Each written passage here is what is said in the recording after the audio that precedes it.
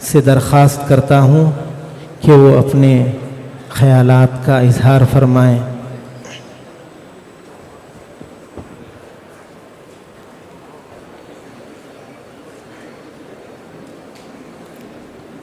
अस्सलाम वालेकुम रहमतुल्लाहि बरकातुहू।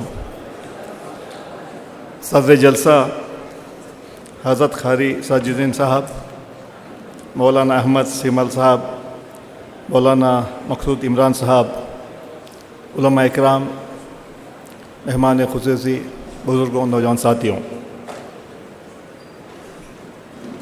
मैं मुबारकबाद देना चाहता हूँ जनाब वसीम साहब को। उन्होंने जो बुक को लिखा है और मेहरोज़ खान साहब जो उसने इसको पब्लिश किया है। स्टेज पे बैठे हुए हमारे नए राज्यसभा के मेंबर मंसूर अली खान साहब, उबल शरीफ साहब और स्टेज पे बैठे सारे हमारे मेहमान, जब भी यहाँ आता हूँ तो हज़रत की याद आती है।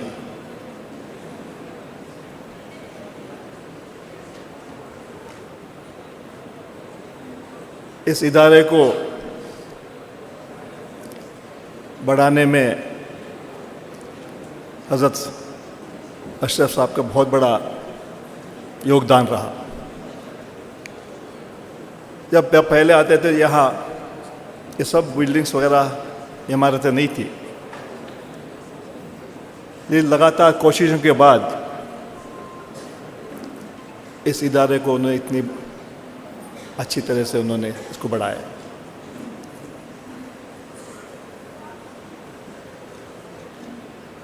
उनका एक विजन था और मिशन था। जब भी कुछ बोलते थे तो हर एक आदमी उसके बारे में सोचते थे, समझते थे, उसको अमल करते थे। आज उनके नाम पे आज एक बुक रिलीज़ किया गया है। हम सब लोगों को उनके बताए हुए रास्ते पे चलना है और ख़ास तौर तालीम पे बहुत ध्यान देते थे। जब भी कोई भी प्रोग्राम होता तो पहले जो है नौजवानों को कहते थे, बुज़ुर्गों को कि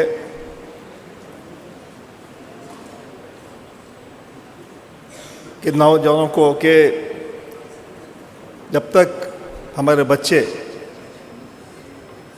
नहीं पढ़ते तब तक कौम को आगे बढ़ना बहुत मुश्किल है।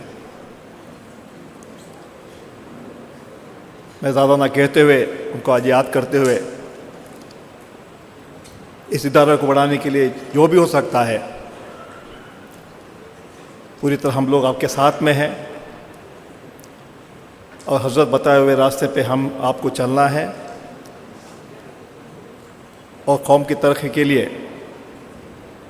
हम सब मिलकर काम करेंगे। अस्सलाम वालेकुम।